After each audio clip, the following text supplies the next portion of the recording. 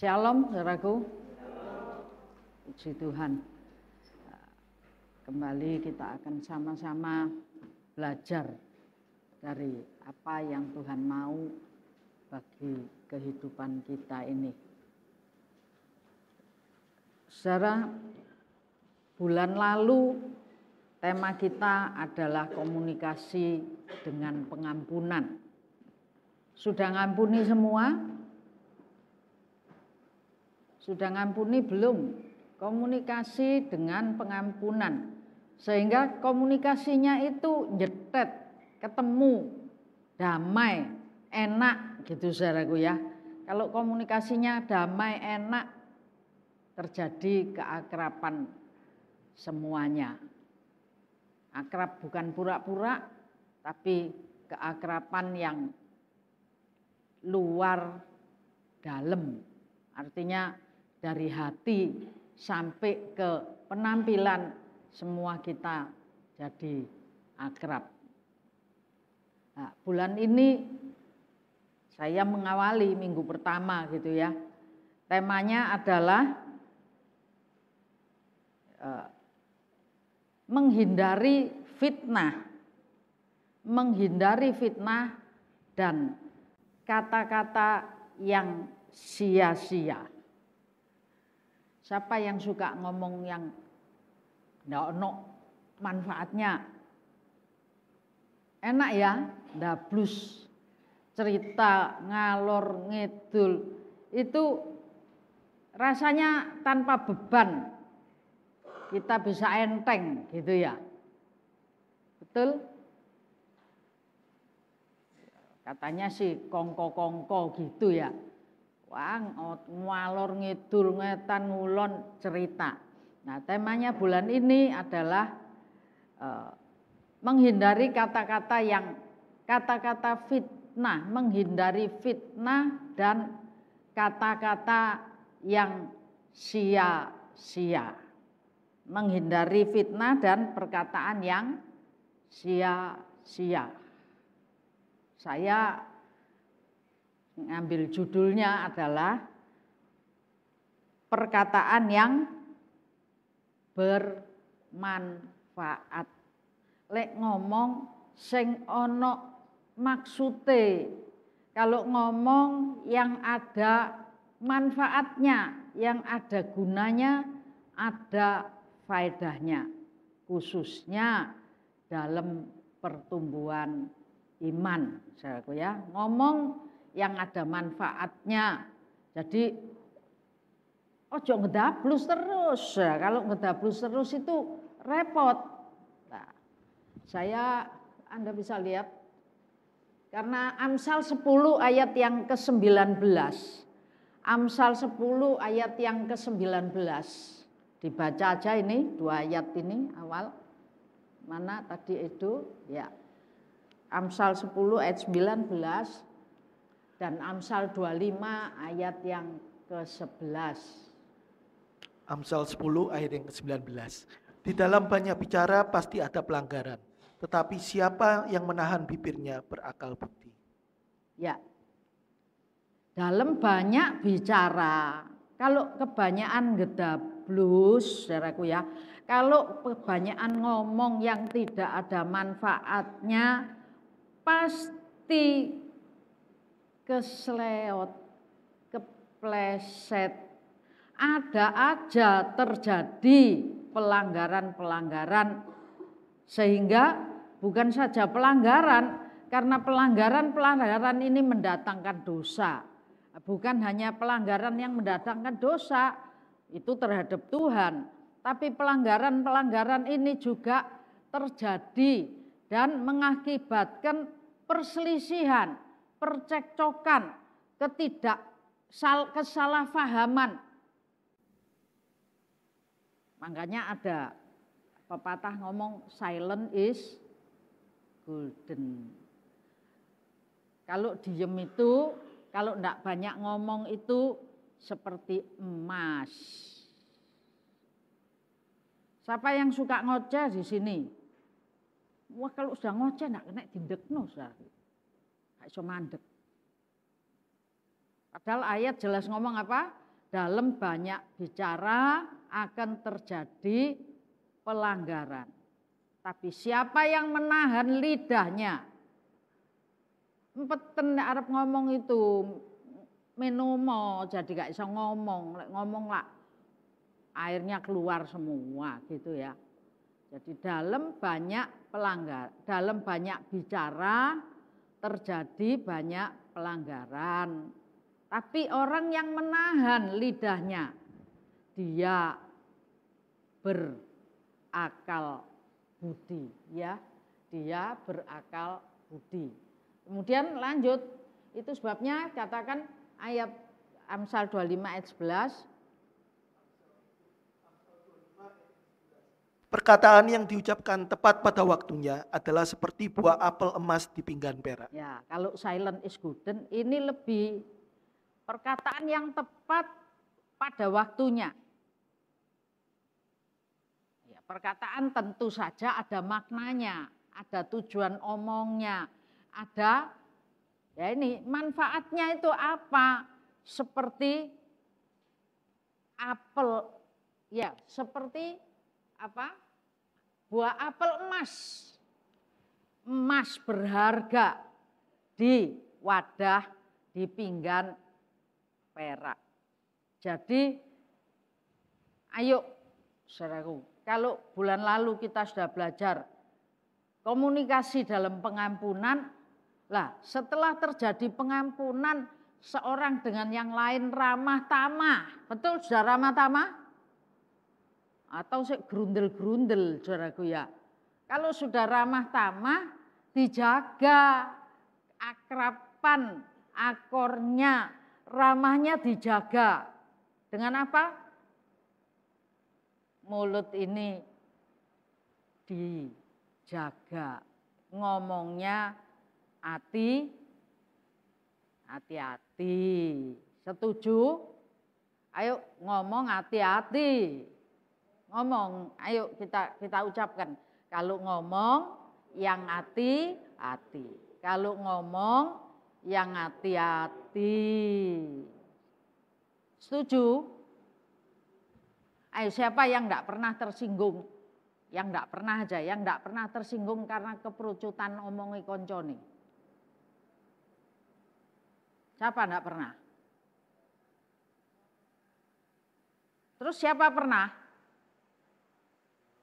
Kok cuma lu. Memang yang semua itu enggak pernah ngomong. Enggak pernah omong-omongan. Enggak pernah terjadi komunikasi. Saya yakin setiap hari punjul dari sekali. Kecuali yang diam di rumah sendiri, kamarnya dikunci, di dalam kamar enggak ono omongnya mbek YouTube, omongnya mbek ya, itu aja masih bisa bantah saudaraku ya. Tersinggung-singgung gitu. Jadi ayo,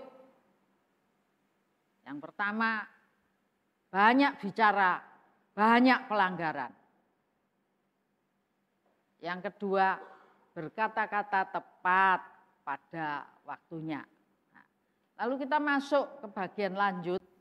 Fitnah itu apa sih? Fitnah itu apa toh? Halo?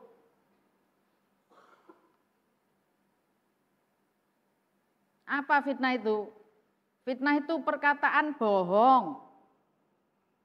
Gak ono dasare. Bojo. Ya, tidak berdasar pada kebenaran. Sengaja disebarkan dengan tujuan menjelekkan seseorang, menodai nama baik, merugikan kehormatan orang. Jadi nyejo. Maaf, gak sengaja. Tapi dia ditoto, gak sengaja tapi ditoto. Nyejo apa enggak itu? Apa itu fitnah? Gak berdasar, gak bener omongannya. Bojo dia itu. Sengaja sana sini nyebar. Siapa yang hobi? Padahal sebetulnya kalau ngomong yang baik-baik, ngomong firman Tuhan, sok suci, gitu saudaraku ya. Tapi kalau cerita, itu loh koncomu yang kita ini ngeterno sekolah bareng dulu tuh loh. Itu gini. Wah langsung nembrung dari dua orang, satu lawan satu, lalu orang ketiga datang nembrung, orang keempat datang nembrung lagi, orang kelima nembrung lagi. Itu sebabnya Mazmur pasal 1 katakan, berbahagialah orang yang tidak duduk di tengah pencemooh. Kalau ada orang rasan-rasan, kalau ada orang fitnah, mandek. Amin. Amin. Diling-iling ya. Mandek. Gitu ya. Berhenti. Stop. Itu fitnah. Fitnah juga merupakan istilah yang sering digunakan. Untuk apa? Ya pokoknya berbagai bentuk pencemaran nama baik, nuduh orang. Kalau dulu kalau mau nyemarkan namanya orang rasan-rasan. Kalau sekarang disiarkan di YouTube, lebih kendel toh setane. Ijazah palsu. Sampai sing ngrungokno ya bingung lho, palsu ta enggak sih sakjane? Bingung enggak? Ada banyak gosip, fitnah, itu dilepas di media. Tujuannya apa? Cari pengikut. Siapa yang percaya aku? Siapa yang apa? Alkitab ngomong berbahagialah orang yang tidak ngerumpi di tengah-tengah pencemooh. Yang sudah terlanjur gak kena ditarik, saudaraku ya. Tapi mulai hari ini tidak lagi. Amin. Mulai hari ini tidak lagi. Siapa suka rasan-rasan? Gak wani ngaku. Tapi sekarang ini bukan rasan-rasan, disiarno, saudara. Fitnah disiarno, itu fitnah. Padahal Alkitab katakan itu, saya gambarkan ada perempuan bawa sampah. Itu fitnah itu kayak sampah. Harus dibuang. Itu dunia kejahatan. 1 Timotius ya. Fitnah itu adalah dunia kejahatan yang harus dibuang. Hendaklah dibuang di antara kamu. 1 Petrus 2 ayat 1 ngomong, karena itu buanglah fitnah. Dibuang itu sampah, jangan dileles. Amin. Amin. Ojo dileles.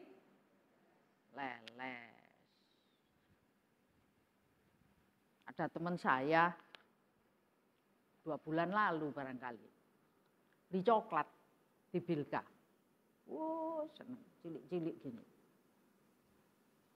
Habis itu pulang karena kecil-kecil katut dek kreseke sampah dibuang. Puncalno sampah blung gitu. Habis itu balik, ini coklatku mau gitu. Terpaksa balik enggak? Nyari enggak? Kalau barang itu kamu anggap berharga, pasti mbok leles balik. Tapi kalau Anda bilang, biarin itu, kita bisa beli yang baru. Itu sudah jadi sampah. Halo, fitnah harus dibuang. Itu dunia kejahatan. Ya, itu dunia kejahatan dan harus dibuang. Lalu kata-kata sia-sia yang ketiga. Apa sih kata-kata yang sia-sia? Alkitab nulis kata-kata yang sia-sia itu dalam 1 Timotius 1 dan 2 Timotius 4. 1 Timotius 1 ayat 3a dan sampai 4. Apa itu yang disebut dengan kata-kata yang sia-sia? Kata-kata yang sia-sia menurut 1 dan 2 Timotius ini ada 3 kriteria. Pelajaran-pelajaran sesat, artinya bicara soal religi yang tidak berdasar kepada kebenaran. Kok saya dengar baru ini limbat, eling limbat ya saudaraku ya. Yang narik truk pakai gigi ini itu loh. Di stop waktu mau masuk di Amerika. Karena penampilannya yang ngono, saudaraku ya, terus ya di stop. Tidak boleh. Wah, itu kalau mau bicara tentang itu pakai kekuatan apa ya? Giginya dijamoni apa ya? Punya jampi-jampi apa lagi ya? Mau bicara yang gitu. Banyak dan tidak ada habisnya. Seneng enggak cerita tentang mistik? Sakti lho wong iku. Saktine Mandraguna.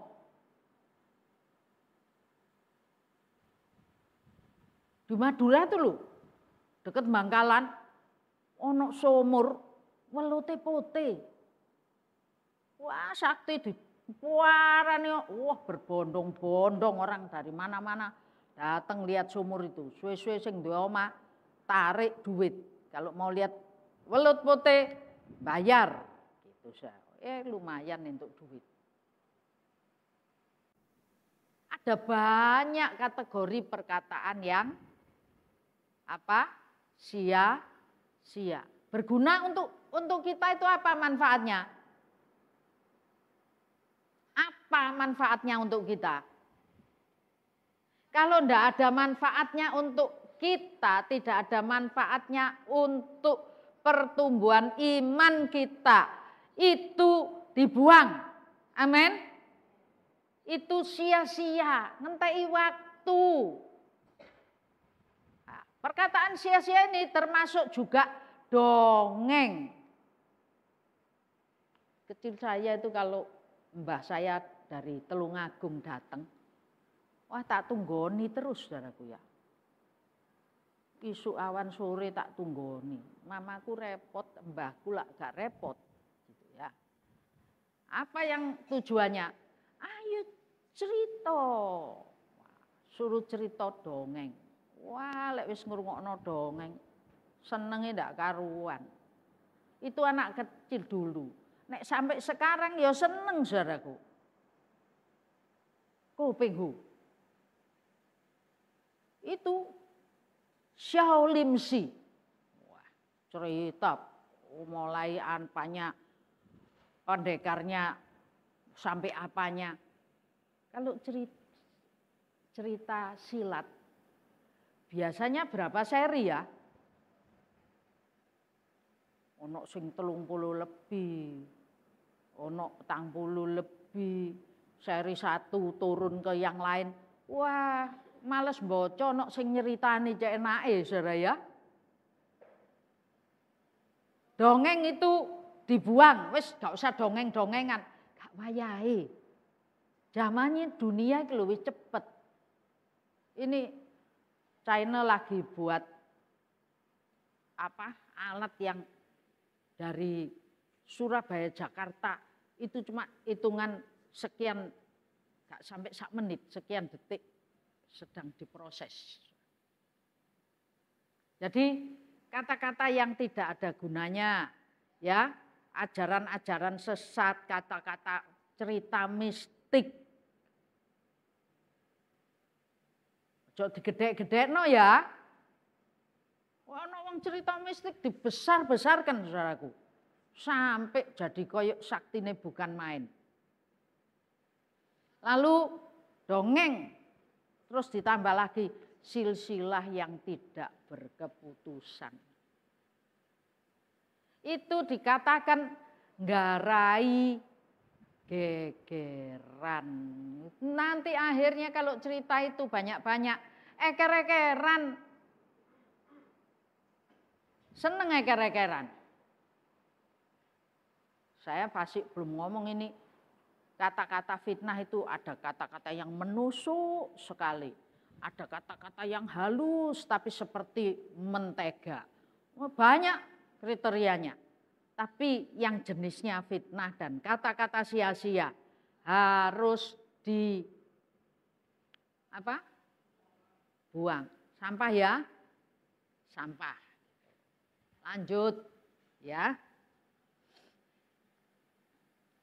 Jadi kita perlu sadar, saudaraku. Apa yang perlu kita sadari bahwa sebetulnya Yakobus, ya ini dibaca itu Yakobus pasal 3 ayat 5, 6.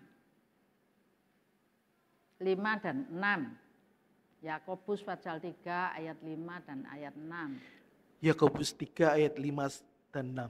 Demikian juga lidah, walaupun suatu anggota kecil dari tubuh, namun dapat memegahkan perkara-perkara yang besar. Lihatlah, betapapun kecilnya api, ia dapat membakar hutan yang besar. Lidah pun adalah api. Ia merupakan suatu dunia kejahatan dan mengambil tempat di antara anggota-anggota tubuh kita sebagai sesuatu yang dapat menodai seluruh tubuh dan menyalakan roda kehidupan kita. Sedangkan ia sendiri dinyalakan oleh api neraka. Iya, lidah itu anggota tubuh yang paling kecil ya. Orang ngomong itu istilahnya bersilat lidah, saudaraku ya. Lidah ini ketoknya cilik, tapi sebetulnya lidah ini adalah anggota tubuh yang paling kecil, tapi koyok setir, saudaraku ya. Ngendalikan seluruh hidup kita, itu ya lidah kita. Dia merupakan dunia kejahatan katanya. Dia merupakan dunia kejahatan yang bisa membakar seluruh kehidupan ini. Nek krungu omongan sing pedes, masih ndak makan lombok panas, saudaraku ya. Biasanya makan lombok kebanyakan panas. Perutnya panas, bukan cuma mulutnya panas, perutnya panas.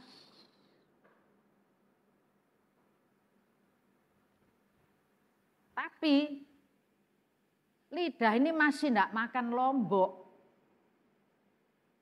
Masih ndak makan lombok. Panas ndak? Bukan cuma di perut, di hati jadi panas. Bisa bakar, saudara. Bisa kobongan. Gegeran jadi kobong. Itu sebabnya Yakobus 1 ayat 26 katakan apa?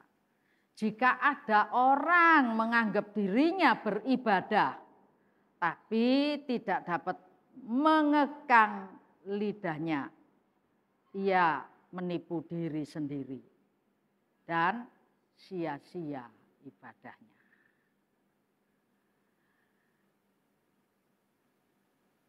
Hati-hati ya sama omongan ya. Halo?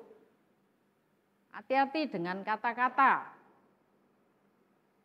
Jadi Alkitab ini menjelaskan bahwa lidah ini adalah setir, pengendali hidup. Mati hidup tergantung lidah. Itu sebabnya biarlah kita berhati-hati. Kendalikan lidah ini. Ojo pedes-pedes salek ngomong. Supaya gak ngarai panas weteng, panas hati, kobongan gitu ya. Nanti kalau kobongan ya apa? Lalu lanjut, Biarlah perkataan kita ini adalah kata-kata yang bermanfaat. Amsal 10. Bentar. Ya. Amsal 10.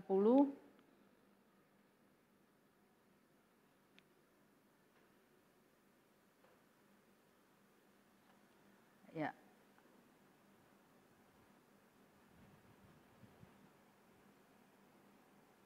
Bentar. Ayat yang ke-20. Tolong. Amsal 10 ayat yang ke-20. Lidah orang benar seperti perak pilihan, tetapi pikiran orang fasik sedikit nilainya. Ya, lidah orang benar seperti perak pilihan, tapi perkataan orang fasik itu sampah.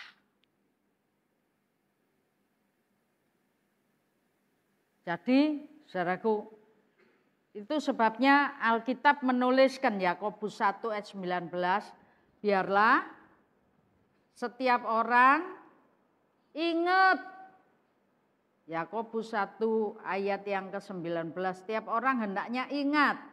Apa yang perlu diingat?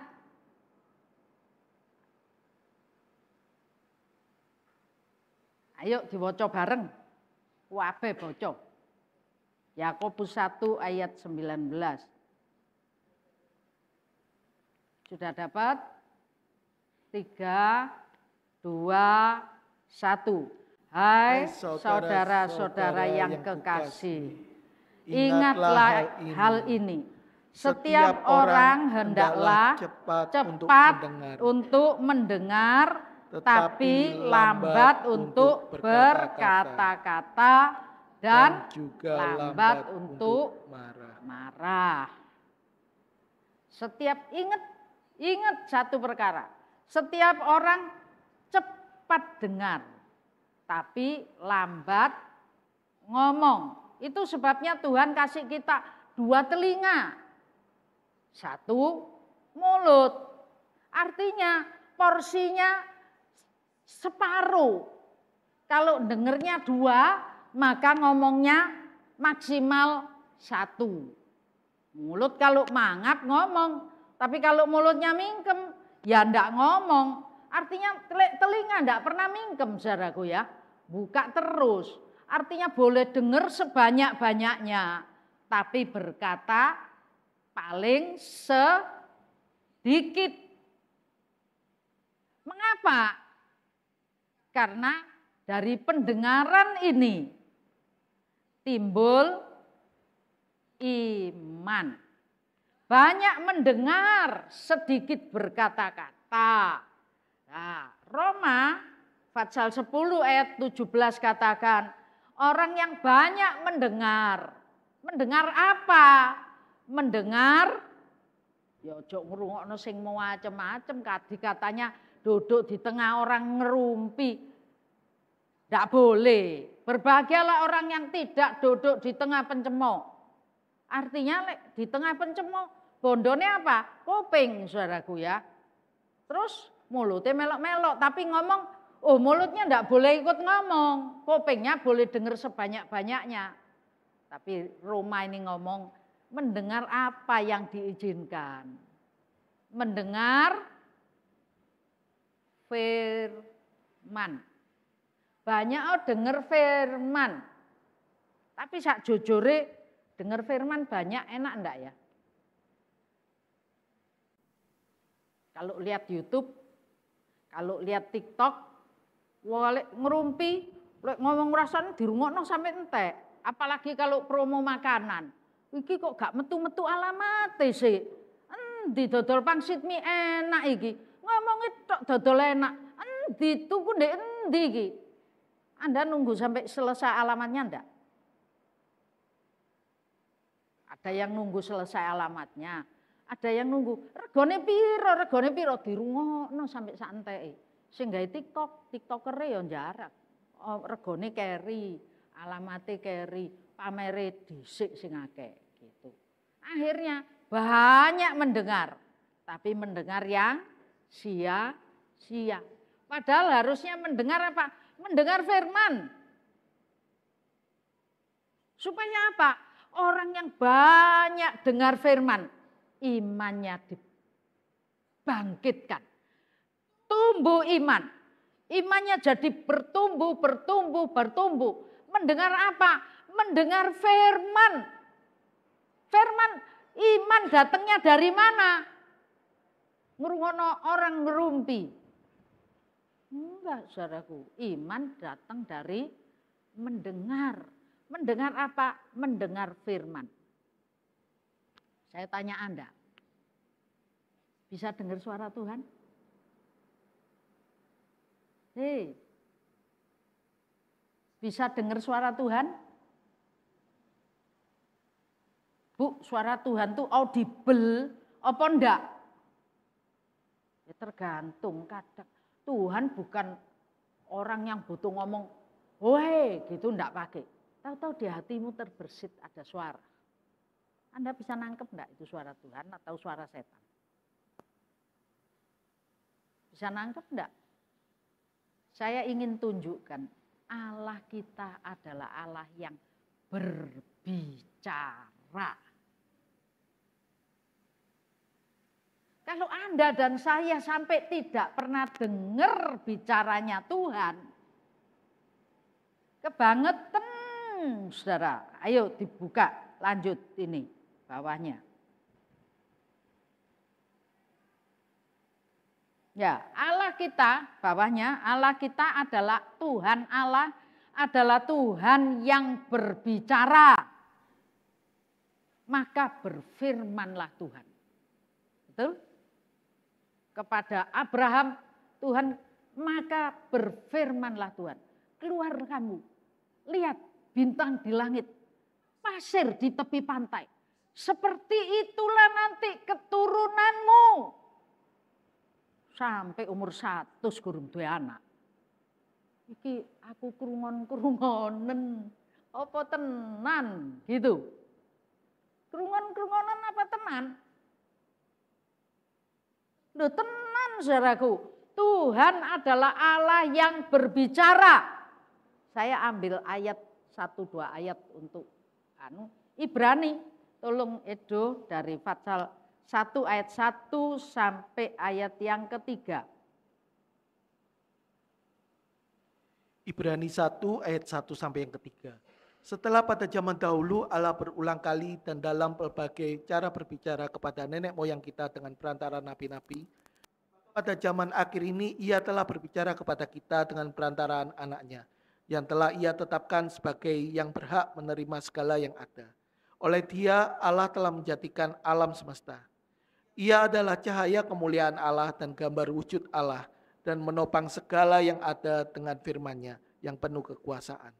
Dan setelah Ia selesai mengadakan penyucian dosa, Ia duduk di sebelah kanan yang maha besar, di tempat yang maha tinggi. Ya.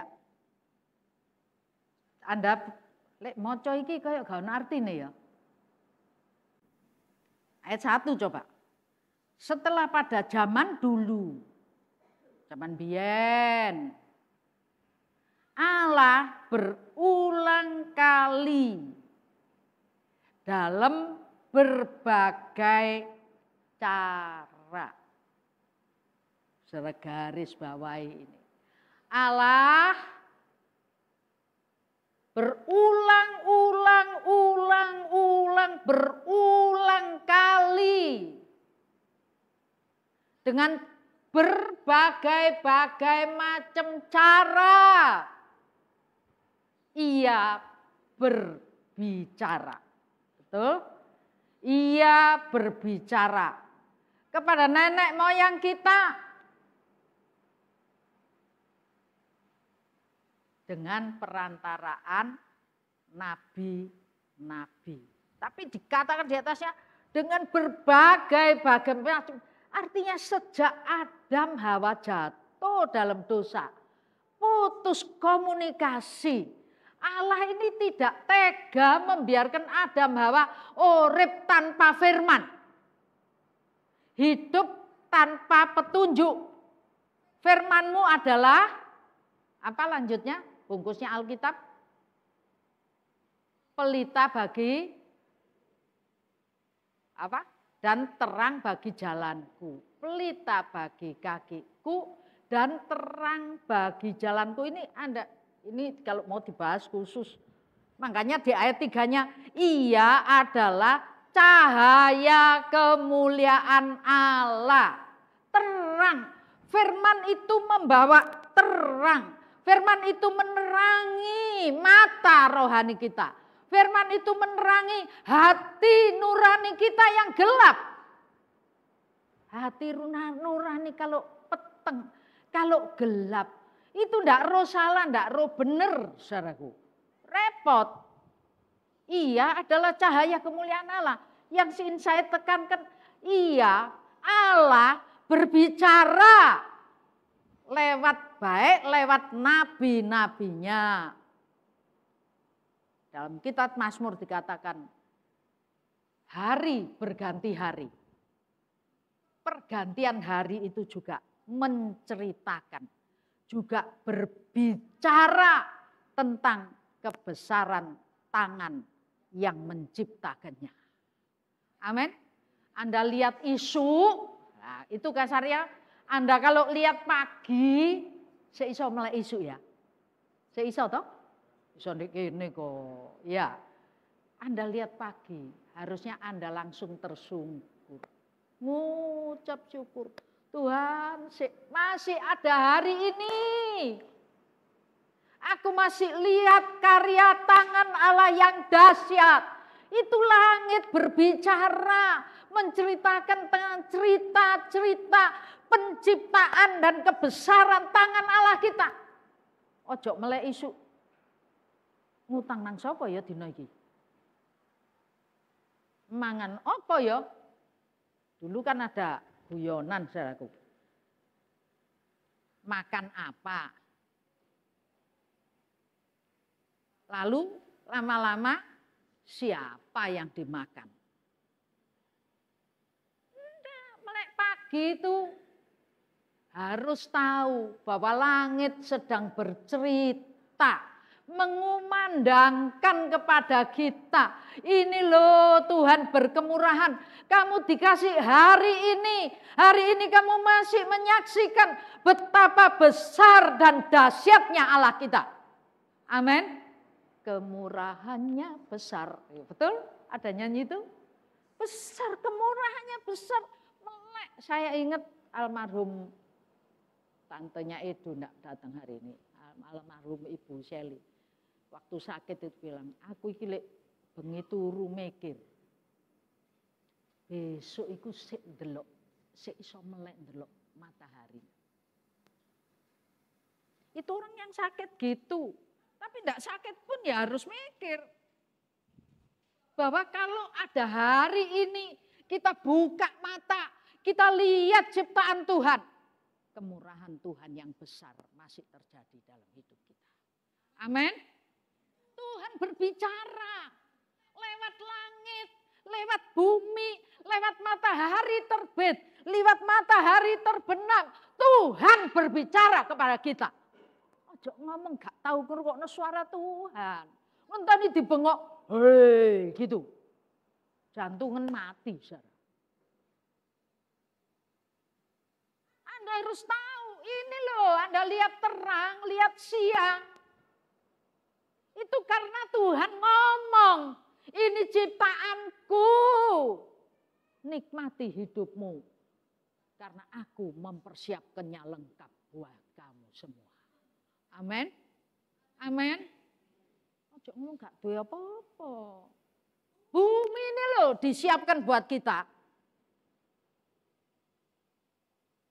Baru berapa hari lalu ya. Rusia gempa, tsunami, gunung meledos. Dari Rusia geser Jepang, geser Shanghai. Geser lagi katanya sampai Indonesia. Saudara bisa bayangin. Ya gempa itu juga bicara Tuhan. Kono ojo nemen-nemen lho lek tak orek titik. Wedi lho kon gitu ya. Betul ya? Wedi enggak? Sombongmu sepiro, kuatmu sepiro, lho rek titik gitu. Didehemi gitu sama Tuhan. Goyang kabeh odek. Loh. Anda enggak pernah dengar suara Tuhan? Saya ingin menyadarkan Anda, Tuhan Allah kita adalah Allah yang berbicara terus menerus. Ini berulang-ulang dengan berbagai-bagai cara dan dengan lewat nabi-nabinya ngomong. Karena Tuhan tahu manusia kalau dibiarkan tanpa pelita dan terang, manusia itu hidup dalam kekelaman, dikukupi karo kalimat iblis. Peteng kabeh saudaraku. Sekali waktu si Upi kecil lari-lari. Upi ini kok putih ya, tiba-tiba dek lari terus kecemplung dek tir saudaraku. Keluar tidak ada yang ketok itu Upi. Kotos-kotos tiri. Wes sak bebere sak sembarange dadi ireng kabeh. Ana sing ketok. Nyemplung di tir. Anda tahu perkataannya setan. Itu ya kayak tir yang nyelep. Adam Hawa itu dilengkapi kemuliaan Allah yang bukan main. Tapi pada saat dikekepi sama kalimatnya setan, Adam Hawa jadi ireng, peteng, elek. Tuhan tahu Anda dan saya. Kalau tidak dikasih firman, tidak punya pelita, tidak punya terang. Kalau jalan, jelungup terus. Ini saya ingin radaan di sini ya. Jadi berulang-ulang dengan berbagai cara, termasuk dengan para nabi-nabinya. Tuhan ngomong. Ini zaman perjanjian lama. Tapi masih muni enggak sampai sekarang. Kalau Anda baca perjanjian lama, Anda akan merasakan Tuhan juga berbicara kepada Anda lewat nabi-nabi. Amin. Kata-kata itu bukan berhenti di perjanjian lama. Kata-kata perkataan Tuhan berkumandang. Terus berkumandang. Ayat menuliskan banyak mendengar, cepat mendengar, sedikit berkata-kata. Tapi menungso gorong sampai ngepek ngrungoknone, jawab dhisik, bantah dulu. Tuhan tidak ingin dengar perbantahannya. Ayub itu bantah Tuhan terus. Sampai di fatsal-fatsal terakhir Ayub ngomong, sekarang aku tahu Tuhan. Bahwa aku ini sekarang baru tahu. Lah sakmono suwene melok Tuhan gak eru.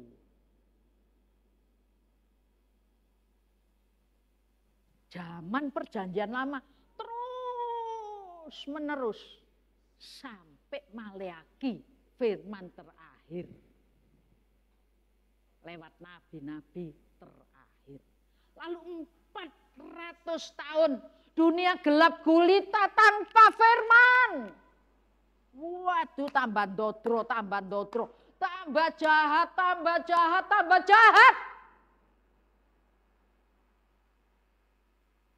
Ingat perumpamaan di kitab Injil Matius. Pengusaha, pemilik kebun anggur, suruhan terus, setiap suruhannya dibunuh. Berapa nabi yang mati syahid? Karena menyampaikan perkataan Tuhan. Makanya Rasul Paulus bilang, doakan supaya aku punya keberanian untuk menyampaikan apa yang benar. Orang menyampaikan berkat, dikeplok kabeh, disenengi kabeh. Tapi kalau orang menyampaikan perkataan Tuhan yang mengingatkan dosa, wow, turun dipateni, saudaraku. 400 tahun berhenti firman. Ayo, kamu ndak butuh firman. Karena selama berabad-abad dengan berbagai macam cara, dengan melalui banyak nabi-nabi, ngomong terus, konsisten Tuhan itu. Betul? Konsisten mengingatkan.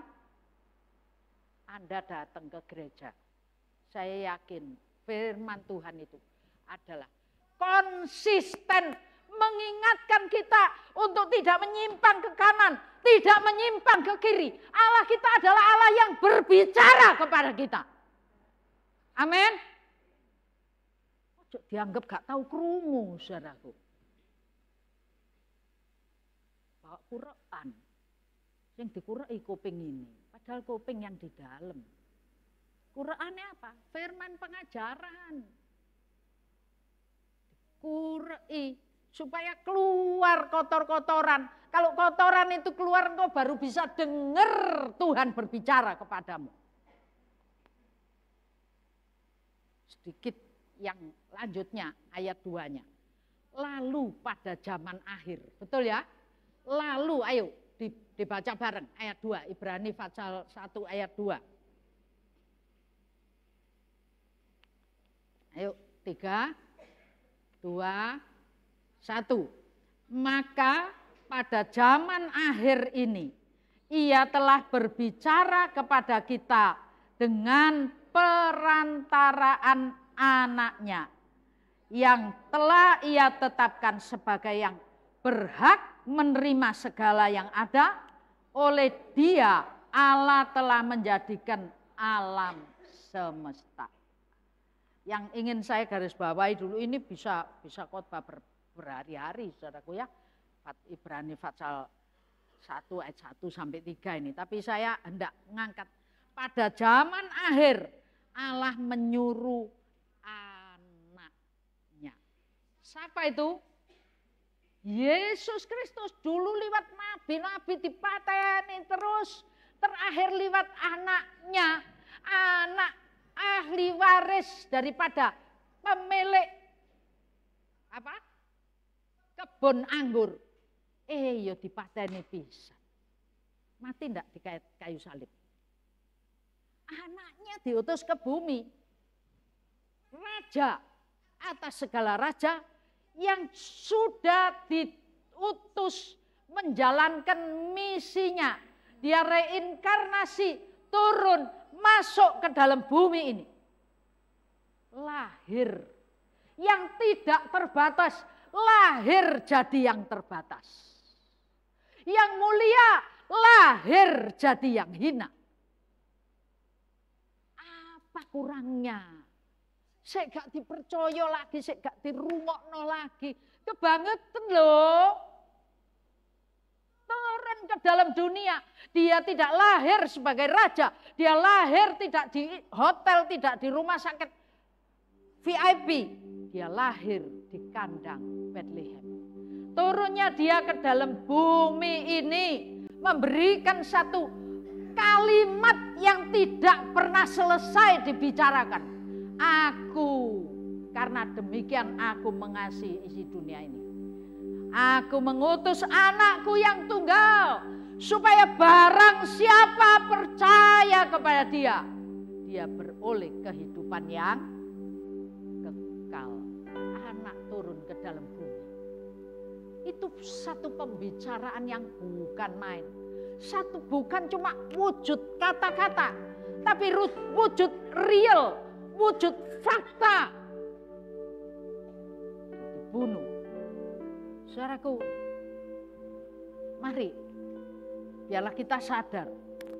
Firman ini, Kristus, Yohanes 1:1. Kristus adalah firman, firman adalah Kristus.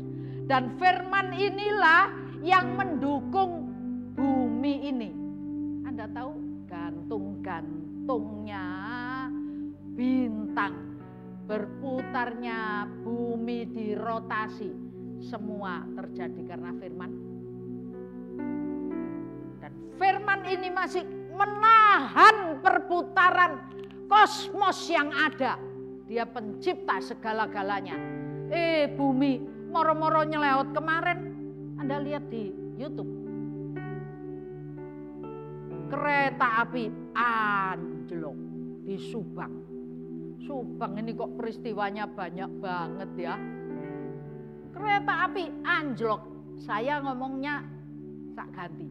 Kereta api keluar dari peredarannya. Banyak yang celaka. Kalau langit bumi keluar dari peredarannya, dari jalurnya kira-kira, celaka enggak manusia ini? Ini bentar lagi ada hujan meteor ya. Di Indonesia katanya, kapan? Enggak ngikuti aku. Oh, semua harus lihat ada hujan meteor. Itu meteor keluar dari jalur. Yang kecil-kecil keluar dari jalur, sudah heboh semua.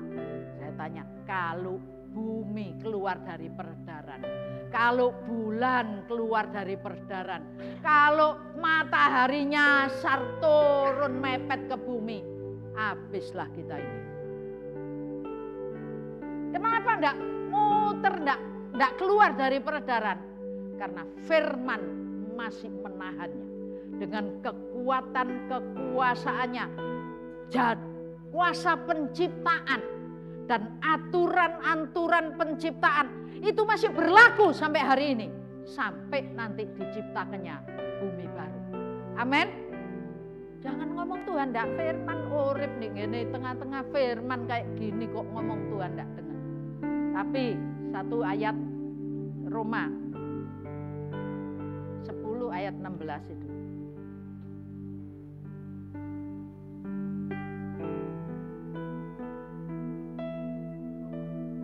Ya, Roma 10 ayat 16. 16.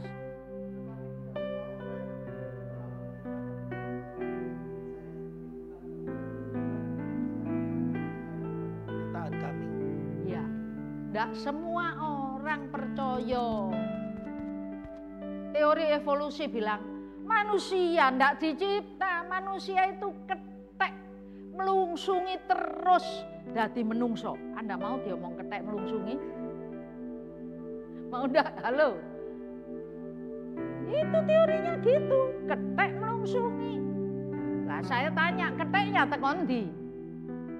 Anggap ketek melungsungi. Keteknya tekan ndi? Tetap ada kekuatan kuasa penciptaan. Amin. Itu sah. Itu sebabnya firman ini yang menjadikan kita. Tapi kenyataannya, Yesaya bilang, apa ya gelem ngrungokno, apa ya percaya. Ndak semua orang, Anda dan saya berbahagia karena Anda percaya firman. Amin.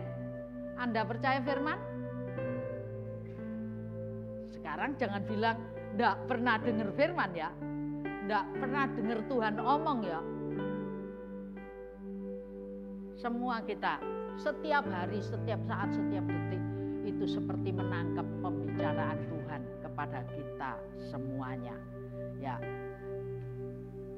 Lalu secara orang yang banyak mendengar firman, tadi katakan orang yang banyak dengar firman timbul iman.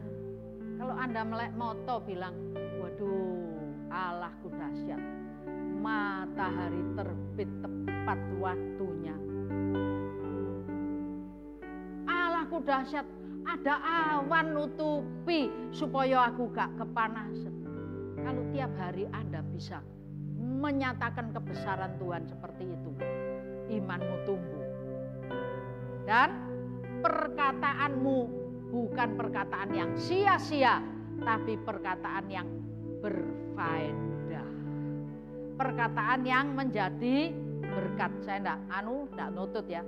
Ayat menuliskan, hendaklah perkataanmu dimasinkan dengan garam.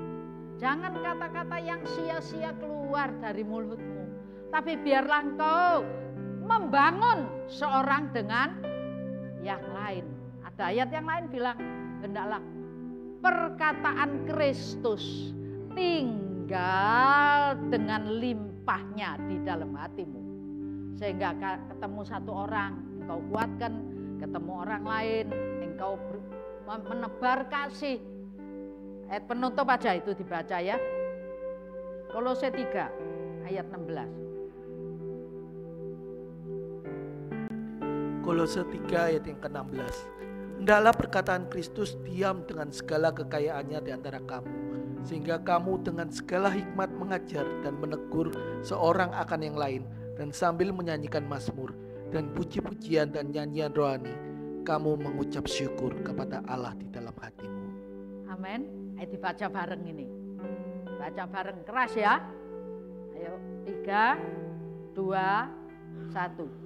Hendaklah perkataan Kristus diam dengan segala kekayaannya di antara kamu, sehingga kamu dengan segala hikmat mengajar dan menegur seorang akan yang lain, dan sambil menyanyikan mazmur, puji-pujian, nyanyian rohani, kamu mengucap syukur kepada Allah di dalam hati. Ini di Kolose 3 ayat 16 ini ada yang sia-sia enggak?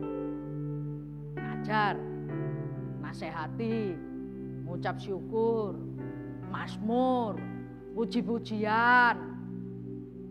Semuanya bermanfaat. Amin. Semuanya bermanfaat. Itu sebabnya biarlah kita banyak mendengar, sedikit berkata-kata. Dan perkataan kita adalah perkataan yang membangun seorang dengan yang lain.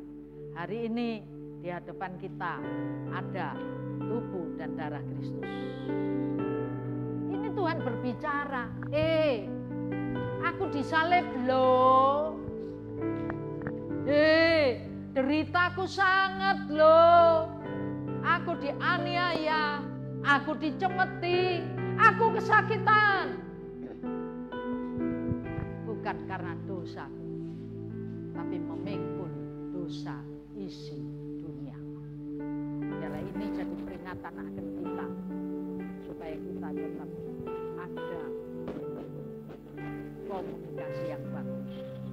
Perkataan kita tidak lagi untuk